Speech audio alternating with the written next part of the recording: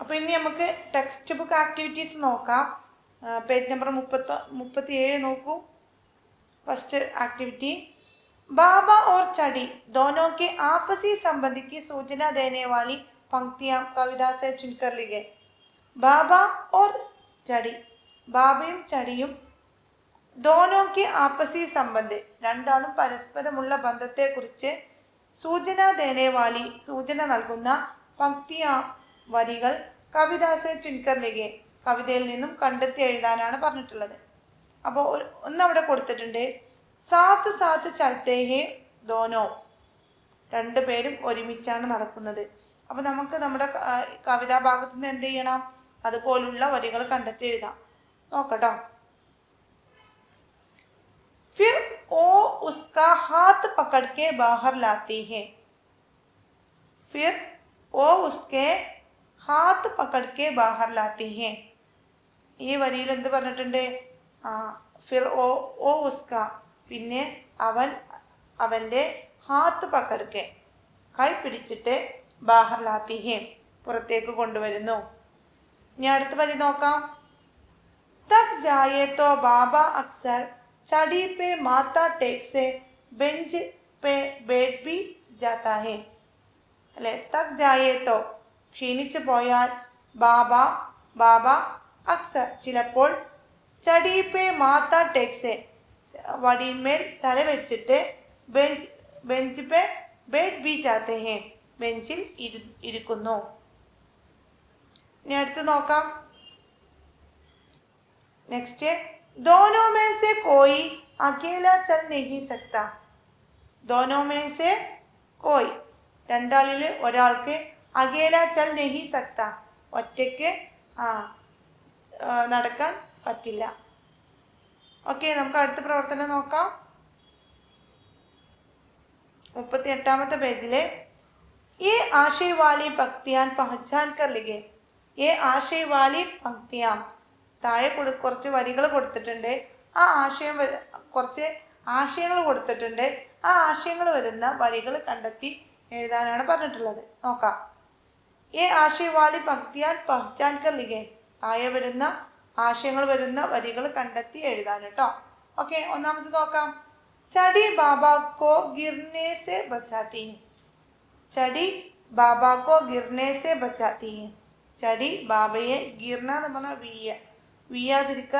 വീഴുന്നതിൽ നിന്നും ബച്ചാത്തി ഹെ രക്ഷിക്കുന്നു, അല്ലെങ്കിൽ സപ്പോർട്ട് കൊടുക്കുന്നു, വീഴുന്നതിൽ നിന്നും സപ്പോർട്ട് കൊടുക്കുന്നു എന്നുള്ള ഒരു വടി കണ്ടെത്തി എഴുതാനാണ് പറഞ്ഞിട്ടുള്ളത്. അപ്പോൾ ഏതാവും അത്? ഓക്കെ, നോക്കാം. ഫിർ വോ ഉസ്കാ ആത്ത് പക്കടുക്കെ ബാഹർ ലാത്തി ഹെ, അങ്ങനെ ഒരു വരി ഉണ്ടല്ലോ.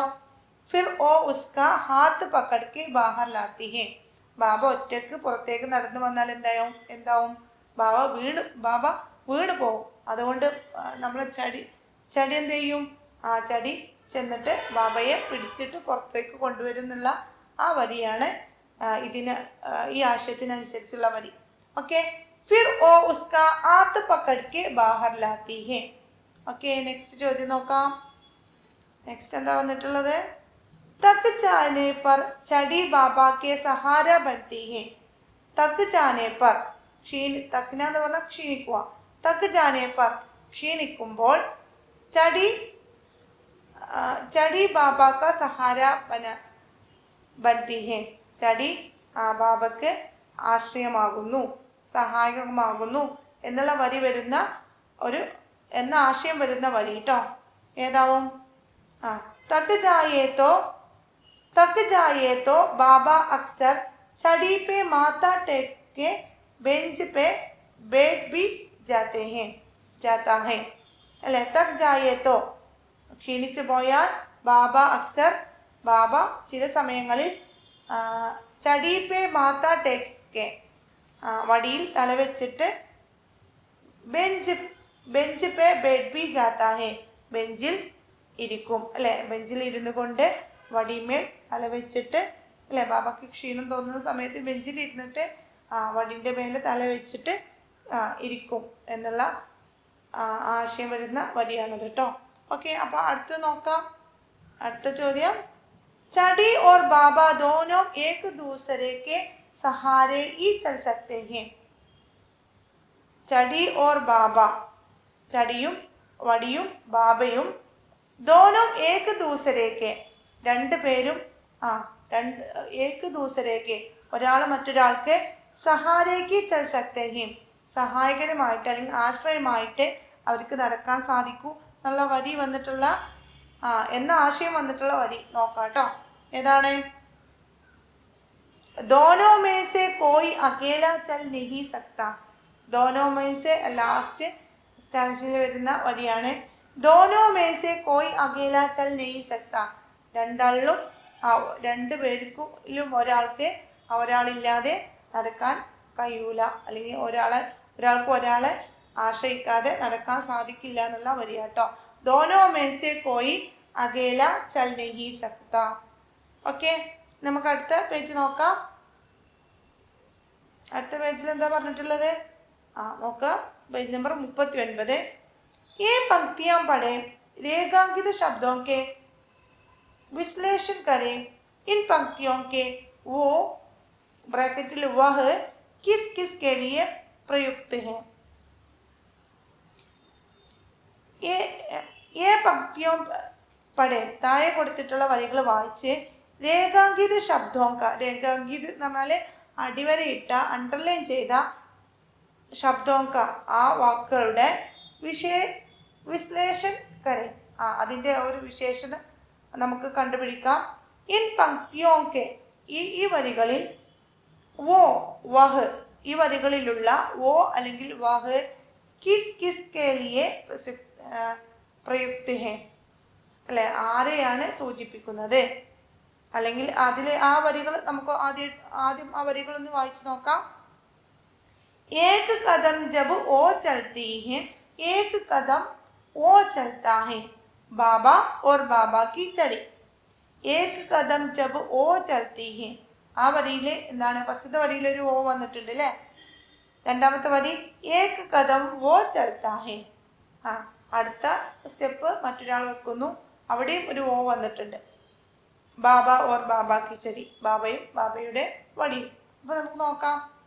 ഏക് കദം ജബ് വോ ചൽത്തി ഹെ, അവിടെ വോ ചൽത്തി ഹെ, ചൽത്തി നമുക്ക് പറയാം. ചൽത്തി എന്ന് വരുമ്പോൾ എന്താണ്? പിന്നെ നമ്മുടെ സ്ത്രീലിംഗമായിട്ട് ഉപയോഗിക്കുന്നതാണ് അല്ലേ. ഈ കാരം നമ്മൾ സ്ത്രീലിംഗമായിട്ട് ഉപയോഗിക്കുന്നതാണ്. മിക്ക സ്ഥലങ്ങളിലും ഈ കാരം വരുമ്പോൾ സ്ത്രീലിംഗമാണ്. ഓക്കെ, അതറിയാം. അപ്പോൾ വോ ചൽത്തി ഹെ, അപ്പോൾ ഒരു സ്ത്രീലിംഗ, അവിടെയുള്ള ആ ഓ എന്നുള്ളത് ഒരു സ്ത്രീലിംഗമായിട്ടുള്ളതാണ് അല്ലേ. അപ്പോൾ നമ്മൾ ചടി എന്താണ്? ചടി എന്ന് എഴുതുന്നതും ഒരു സ്ത്രീലിംഗ പദമായിട്ടാണ് അല്ലേ. അപ്പം ചടി, അപ്പം അവിടുത്തെ ഫസ്റ്റത്തെ വരിയിലെ വഹ് എന്നുള്ളത് ആരാണ്? ചടിയാണ്. പിന്നെ ഏക് കദം വോ ചൽത്താ ഹെ, രണ്ടാമത്തെ വരിയിലുള്ള വോ ചൽത്താ ഹെ എന്നുള്ളതാണ് അല്ലേ, പുല്ലിംഗ രൂപത്തിലുള്ളതാണ്. അപ്പം അവിടെ ആരാണ്? ബാബയാണ് അല്ലേ. രണ്ടാമത്തെ വരിയിൽ ബാബയാണ്. നമുക്ക് എങ്ങനെയും മനസ്സിലാക്കാം. രണ്ടാമത് നമുക്ക് അർത്ഥം വായിച്ച് നോക്കിയിട്ടും മനസ്സിലാക്കാം കേട്ടോ. ഈസി ആയിട്ടുള്ള വേ ആണ് ടീച്ചർ ഇപ്പോൾ പറഞ്ഞു തന്നത്. ഇനിയിപ്പോൾ രണ്ടാമത് നമുക്ക് അതിൻ്റെ അർത്ഥം നോക്കിയിട്ട് മനസ്സിലാക്കാം. ഏക് കദം ജബ് ഓ ചൽത്തി ഹെ, ഒരു സ്റ്റെപ്പ് ഒരാൾ വെച്ചാൽ, അപ്പോൾ നമ്മളെ ചടിക്ക് ആദ്യം നമ്മളെ വടി ഒരു സ്റ്റെപ്പ് വച്ചാലേ ബാബാക്ക് ഒരു സ്റ്റെപ്പ് വെക്കാൻ പറ്റുള്ളൂ അല്ലേ. ഏക് കദം ജബ് ഓ ചൽത്തി ഹെ, നമ്മളെ ചടി ഒരു വടി ഒരു സ്റ്റെപ്പ് വെച്ച് കഴിഞ്ഞാൽ ഏക് കദം വോ ചൽത്താ ഹെ, ഒരു സ്റ്റെപ്പ് നമ്മളെ ബാബയും നടക്കും. അവൻ നടക്കും എന്നുള്ളത് ബാബ നടക്കും. ഓക്കെ, ബാബ ഓർ ബാബ की ചടി, ബാബയും ബാബയുടെ ചടി. ഓക്കെ, അപ്പം നമുക്കിനി നെക്സ്റ്റ് നോക്കാം. वो वह के बदले बाबा बाबा की चड़ी में से उचित शब्द जोड़कर पंक्तियों का പുനർലേഖൻ കരെ. അപ്പോൾ താഴെ ഇതേ വരികൾ കൊടുത്തിട്ടുണ്ട്. അവിടെ വോ എന്നുള്ള സ്ഥലത്ത് ബാബ എന്നും അല്ലെ 2 പ്രാവശ്യം പോകുന്നുണ്ട്. ഫസ്റ്റ് ലൈനിൽ വരുന്ന സ്ഥലത്ത് ബാബയോ ബാബാക്ക ചടി ആരാണ് അവിടെ വരുന്നത് കൊടുക്കുക. രണ്ടാമത്തെ വരികളിലും ആരാണ് വരുന്നത് അവരെ പേര് കൊടുക്കുക. നമുക്ക് നോക്കാം. ഏക് കദം ജബ് ഓ ചൽത്തി ഹെ, നമ്മൾ പറഞ്ഞു ആദ്യത്തെ ഓ എന്നുള്ളത് ആരാണ്? ചടിയാണ്. അപ്പോൾ നമുക്ക് അവിടെ ചടി എന്ന് കൊടുക്കാം അല്ലെ, ബാബാക്കി ചടി എന്ന് കൊടുക്കാം. ഏക് കദം ജബ് ബാബാക്കി ചടി ചൽത്താ ഹെ, ഏക് കദം ബാബാക്കി ചടി चलता चलती है, एक कदम वो चलता है, एक कदम बाबा चलता है. Once more, एक कदम जब बाबा की छड़ी चलती है, एक कदम बाबा चलता है. ഓക്കെ ഓക്കെ, അടുത്ത താഴെ കാണുന്ന അടുത്ത പ്രവർത്തനം നോക്കാം. പങ്ക്തിയാ പഠേ സൂചനാ കെ അനുസാർ ലിഖേ. പങ്ക്തിയാ വരികൾ വായിച്ചിട്ട് താഴെ കൊടുക്കുന്ന സൂചനകൾക്ക് അനുസരിച്ച് എഴുതാനാണ് പറഞ്ഞിട്ടുള്ളത്. നോക്കാം. ഫസ്റ്റ് ആ വരികളൊന്ന് നമുക്കൊന്ന് വായിച്ച് നോക്കാം കേട്ടോ. പഹലെ വോ കഹത്താ ഹെ ചൽ, പഹലെ വോ കഹത്താ ഹെ ചൽ, ചൽ ബാഹർ ചലത്തെ ഹെ और उड़ा लेता है छड़ी को बिस्तर पर जो लेटी हुई थी, फिर वो उसका हाथ पकड़ के बाहर लाती है. ഓക്കെ, നമുക്ക് അതിന്റെ മീനിങ് ഒന്ന് വായിച്ചു നോക്കാം. പഹലെ വോ കഹത്താ ഹെ, ആദ്യം അവൻ പറയുന്നു ചൽ, നടക്കാം അല്ലെങ്കിൽ പോകാം. ചൽ ബാഹർ ചലത്തെ ഹെ, അല്ലെ, വരൂ നടക്കാം നമുക്ക്. ബാഹർ ചലത്തെ ഹെ, പുറത്തേക്ക് പോകാം, പുറത്തേക്ക് നടക്കാം. ഓർ ഉടാ ലേത്താ ഹെ, എന്നിട്ട് ഉടാ ലേത്താ ഹെ എടുക്കുന്നു, ചടീക്കോ വടിയെ, ബിസ്തർ പർ ജോ ലേട്ടി ഹുയി തി, നമ്മളെ ബെഡിൽ കിടത്തി, ലേട്ടി ഹുയി തി എന്ന് പറഞ്ഞാൽ കിടത്തിയിട്ടുള്ള വടിയെ എടുത്തുകൊണ്ടാണ് പറയുന്നത് ചൽ ബാഹർ ചലത്തെ ഹെ, വരൂ നമുക്ക് നമുക്ക് പുറത്തേക്ക് പോകാം. ഓക്കെ, അപ്പൊ എന്താ അവിടെ സൂചന കൊടുത്തിട്ടുള്ളത്? പഹലി പങ്ക്തി കാ വോ കിസ്കെ ലിയെ പ്രയുക്ത് കിയാ ഗയാ ഹെ, അല്ലെ, മുകളിൽ പറഞ്ഞിട്ടുള്ള അതുപോലുള്ള ഒരു ആക്ടിവിറ്റി തന്നെയാണതും. പഹലി പങ്ക്തി കാ വോ, ആദ്യത്തെ വരിയിലെ വോ കിസ്കെ ലിയെ പ്രയുക്ത് കിയാ ഗയാ ഹെ, അല്ലെ, ആദ്യത്തെ വരിയിൽ ഒരു വോ ഉണ്ട്, അത് ആരെയാണ് സൂചിപ്പിക്കുന്നത്? അന്തിം പങ്ക്തി കാ വോ കിസ്കെ ലിയെ പ്രയുക്ത് കിയാ ഗയാ ഹെ, അവസാനത്തെ വരിയിലും എന്തുണ്ട്? ഒരു വോ ഉണ്ട്, അത് ആരെയാണ് സൂചിപ്പിക്കുന്നത്? അപ്പൊ നമുക്ക് നേരത്തെ കൊടുത്തിട്ടുള്ള ഉദാഹരണം നോക്കിയിട്ട് തന്നെ വേണമെങ്കിൽ നോക്കാം. നേരത്തെ നമ്മൾ പറഞ്ഞിട്ടുണ്ടായിരുന്നല്ലോ ഒരു ട്രിക്ക്, അല്ലെ, ചൽത്താ ഹെ, ചൽത്തി ഹെ എന്നൊക്കെ നോക്കിയിട്ട് സ്ത്രീലിംഗും പുല്ലിംഗും നോക്കിയിട്ട് നമുക്ക് ചെയ്യാം, അല്ലെങ്കിൽ അർത്ഥം നോക്കിയിട്ടും ചെയ്യാം. അപ്പൊ ആദ്യം എന്താണ്? പഹലെ വോ കഹത്താ ഹെ, അവിടെ കഹത്താ ഹെ എന്നാ വന്നത്, അല്ലെ. കഹത്താ ഹെ എന്ന് വരുമ്പോ എന്താണ്? അവിടെ പുല്ലിംഗാണ്, അപ്പൊ അതാരാവും? ബാബ, അല്ലെ. രണ്ടാമത്തെ ലാസ്റ്റത്തെ വരിയിൽ വന്നത് ഫിർ ഓ ഉസ്കാ ഹാത്ത് പകഡ് ബാഹർ ലാത്തി ഹേ, ലാത്തി ഹേ എന്നാണ് അവിടെ വന്നിട്ടുള്ളത്. അപ്പൊ അവിടെ എന്താണ്? ചടിയാണ്, അല്ലെ. പിന്നെ നമുക്ക് എന്ത് ചെയ്യാം? അർത്ഥം നോക്കിയിട്ടൊന്ന് കണ്ടുപിടിക്കാം. പഹലെ വോ കഹത്താ ഹേ ചൽ, ആദ്യം അദ്ദേഹം പറഞ്ഞു ചൽ പോകാം, ചൽ ബാഹർ ചലത്തെ ഹേ നമുക്ക് പുറത്തേക്ക് പോകാം. ഓർ ഉടാ ലേത്താ ഹേ, എന്നിട്ട് എടുക്കുന്നു, ചടീക്കോ ചടിയെ എടുക്കുന്നു. അപ്പൊ ആരാവും ചടിയെ എടുത്തിട്ടുണ്ടാവുക? നമ്മളെ ബാബയാവും, അല്ലേ. അപ്പൊ ഫസ്റ്റത്തെ വരിയത്തെ ബാബ ആരാണ്? ഓ ആരാണ്? ബാബയാണ്. അപ്പൊ ഓക്കെ, നെക്സ്റ്റ് ബിസ്തർ പർ ജോ ലേട്ടി ഹുയി തി, അല്ലെ, നമ്മളെ ബെഡിൽ കിടത്തിയിരുന്ന വടിയെയാണ് എടുത്തത്. ഫിർ ഓ ഉസ്കാ ഹാത്ത് പക്കക്കെ ബാഹർ ലാത്തി ഹെ, പിന്നെ അവൻ അവരുടെ കൈ പിടിച്ചിട്ട് പുറത്തേക്ക് കൊണ്ടുവരുന്നു. അപ്പൊ ആരുടെ കൈയാ പിടിക്കുക? ബാബ നമ്മളെ ചടിയെ പിടിക്കണം, അല്ലേ. അപ്പോൾ ബാബ ചടിന്റെ കൈ പിടിക്കണം, അല്ലേ. അല്ല, വടി നമ്മളെ ചടി നമ്മുടെ ബാബാന്റെ കൈയാണ് പിടിക്കുന്നത്, അല്ലേ. അപ്പോൾ രണ്ടാമത്തെ വരിയിൽ, അല്ല, ലാസ്റ്റത്തെ വരിയിലെ വോ ആരാണ്? ചടിയാണ്, ബാബാക്ക് ചടിയാണ് കേട്ടോ. ഓക്കെ, ഇനി അടുത്ത ക്വസ്റ്റ്യൻ നോക്കാം. അടുത്ത ക്വസ്റ്റ്യനിൽ പറഞ്ഞിട്ടുള്ളത് കവിതാക്കി ചടി കിൻ കിൻ കെ പ്രതീക് ഹോ സക്തേ ഹെ, അല്ലെ, ചർച്ച ചെയ്യാനാണ് പറഞ്ഞിട്ടുള്ളത്. അത് നമ്മൾ ക്ലാസ്സിൽ ചർച്ചയൊക്കെ ചെയ്തിട്ട് എല്ലാവരുടെയും അഭിപ്രായം കേട്ടിട്ട് എഴുതേണ്ട ഒരു ക്വസ്റ്റ്യൻ ആണ്. എന്നാലും നമുക്ക് നോക്കാം കേട്ടോ. കവിതാക്കി ചടി, കവിതയിലെ ചടി, വടി, കിൻ കിൻ കെ ഏതിനൊക്കെയാണ് പ്രതീക് ഹോ സക്തേ ഹെ, എന്തിൻ്റെയൊക്കെ പ്രതീകമാകാം, അല്ലേ. അല്ലെങ്കിൽ അത് സൂചിപ്പിക്കുന്നത് ചടി എന്നുള്ളത് നമുക്ക് കവി നമുക്ക് ഒരു സംഭവം ഇട്ട് തന്നതാണ്. ബാബാക്ക് ചടി എന്നുള്ള വാക്കുന്ന് അത് നമ്മുടെ സമൂഹത്തിൽ ഇന്ന് നിലനിൽക്കുന്ന എന്തിനൊക്കെയാണ് നമുക്ക് കാണിച്ചു തരുന്നത് എന്നാണ് പ്രതീകമായിട്ടുള്ളത്. ചടി എന്നുള്ളത് എന്തിൻ്റെയൊക്കെ പ്രതീകമാണ് എന്നുള്ളതാണ് നമ്മളോട് ചോദിച്ചിട്ടുള്ളത്. അപ്പൊ നമുക്ക് നോക്കാം. ओके, कविता की छड़ी किन किन की प्रतीक हो सकते हैं? ആ കവിതയിലെ ചടി എന്നുള്ളത്, വടി എന്നുള്ളത് എന്തിൻ്റെയൊക്കെ പ്രതീകമായിട്ടാണ് വരുന്നത് നോക്കാം. സഹാര ഓർ സഹयोग का പ്രതീക്, സഹായത്തിൻ്റെയും അല്ലെങ്കിൽ ആശ്രയത്തിൻ്റെയും, ഓർ സഹयोग സഹകരണത്തിൻ്റെയും പ്രതീകം അല്ലെ. ബാബയും ചടിയും തമ്മിൽ പരസ്പരം ആശ്രയിച്ച് പരസ്പരം സഹകരിച്ചു കൊണ്ടാണ് ജീവിക്കുന്നത് അല്ലെ. അപ്പൊ എന്താണ് ഇവിടെ എന്താണ് സഹാര ആശ്രയത്തിൻ്റെയും ഓർ സഹयोग സഹകരണത്തിൻ്റെയും പ്രതീക്, ആശ്രയത്തിൻ്റെയും സഹകരണത്തിൻ്റെയും പ്രതീകമായിട്ടാണ് ഇവിടെ കവി നമ്മുടെ ചടിയെ കാണിക്കുന്നത്. രണ്ടാമത് പറയുന്നത് ബുസർഗോं की कमजोरी और जरूरत का प्रतीक. ബുസർഗ് എന്ന് പറഞ്ഞാൽ വയസ്സായ ആളുകൾ, കംസോരി എന്ന് പറഞ്ഞാൽ അവരുടെ ബലഹീനത, ഓർ ജറൂറത്ത് കാ പ്രതീക് അവരുടെ ആവശ്യങ്ങളുടെ ഒരു പ്രതീകമായിട്ടാണ് ഇവിടെ കവി നമ്മളെ ചടിയെ ഉപയോഗിച്ചിട്ടുള്ളത്. അതായത് എന്താണ്, ഈ വയസ്സായ ആളുകളും പണ്ട് എന്തായിരുന്നു, യുവാക്കളായിരുന്നു അല്ലേ. പിന്നെ അവർക്കും ഒരു കാലമുണ്ടായിരുന്നു, ആരോഗ്യമുള്ള ഒരു കാലമുണ്ടായിരുന്നു. ആ കാലത്ത് അവരെന്ത് ചെയ്തിട്ടുണ്ടായിരുന്നു, അവരെ എല്ലായിടത്തും യാത്ര ചെയ്തിട്ടുണ്ടായിരുന്നു, അവർക്ക് ഇഷ്ടമുള്ളതൊക്കെ ചെയ്തിട്ടുണ്ടായിരുന്നു അല്ലേ. അപ്പോൾ വയസ്സാകുമ്പോഴും അവർക്ക് എന്തുണ്ടാവും, ഇതൊക്കെ അവർക്ക് എല്ലാ സ്ഥലത്തേക്കും യാത്ര ചെയ്യാനും അവർക്ക് ഇഷ്ടമുള്ളത് ചെയ്യാനും ഒക്കെ ആഗ്രഹം ഉണ്ടാവും. ആ സമയത്ത് അവർക്ക് എന്തുണ്ടാവില്ല, അതിനനുസരിച്ചുള്ള ഒരു ആരോഗ്യം ഉണ്ടാവില്ല, അല്ലെങ്കിൽ അവർക്ക് അതിന് ഒരു സഹായം വേണ്ടി വരും അല്ലേ. അപ്പോൾ ഇതൊക്കെ എന്താണ്, ഇതൊക്കെ ഈ ഒരു ചടി എന്നുള്ള ഈ ഒരു വടി എന്നുള്ള ഒരു പ്രതീകമായിട്ട് ചടി എന്നുള്ളതിലൂടെ നമുക്ക് കവി കാണിച്ചു തരികയാണ് കേട്ടോ. ഇതൊക്കെ നമ്മളെ വയസ്സായി കഴിഞ്ഞാൽ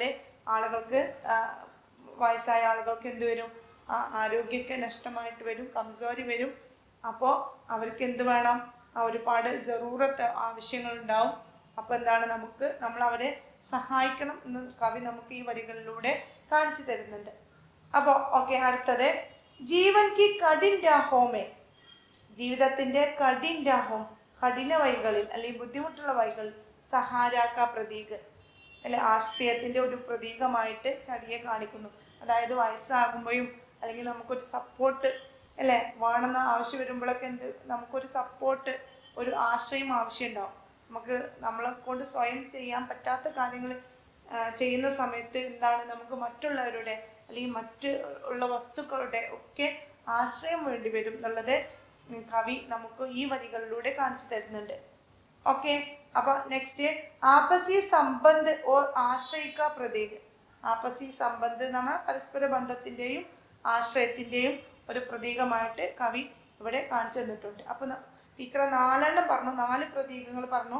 ഒന്ന് സഹാര ഓർ സഹयोग का പ്രതീക്, എന്താണ്, ആശ്രയത്തിൻ്റെയും അതുപോലെ സഹകരണത്തിൻ്റെയും പ്രതീകമായിട്ടാണ് ചടിയെ ഇവിടെ കവി ഉപയോഗിച്ചിട്ടുണ്ട്.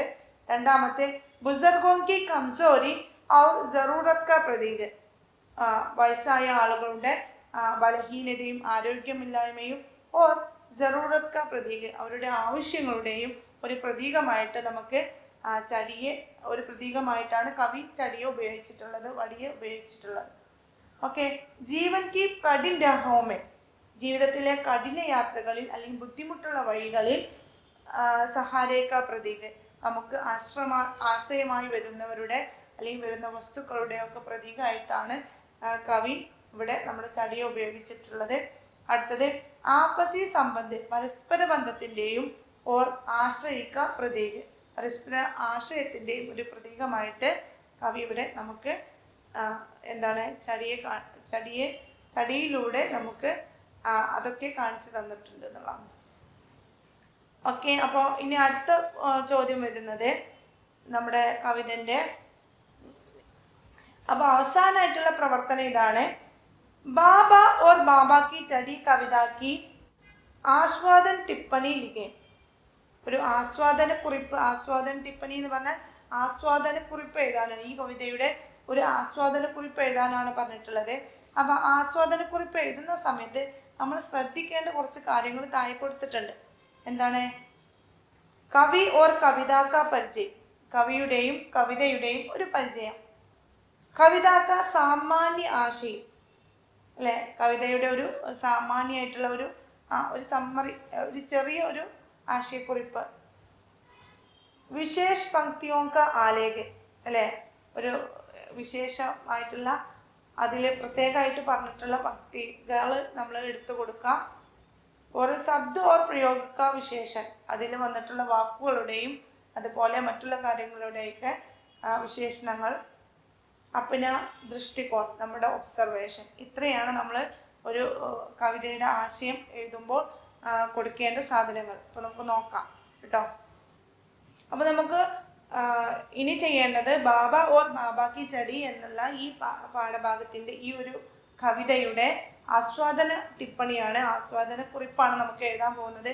അപ്പോൾ വലിയ നീട്ടി വലിച്ചൊന്നും നമുക്ക് എഴുതേണ്ട ആവശ്യമില്ല, കാരണം നിങ്ങൾ 8ാം ക്ലാസ്സിലെ കുട്ടികളാണ്. അപ്പോൾ അതിനനുസരിച്ചിട്ടുള്ള എന്തായാലും നിങ്ങൾക്കൊരു 5 മാർക്കിൽ ഒരു 5-6 മാർക്കിൽ കൂടുതലൊന്നും എക്സാമിന് ചോദിക്കൂല, അതിലും കൂടുതലായിട്ടൊന്നും ചോദിക്കൂല. അപ്പോൾ അതിനനുസരിച്ചിട്ടുള്ള ഒരു ആസ്വാദന ടിപ്പണി എഴുതിയാൽ മതി കേട്ടോ.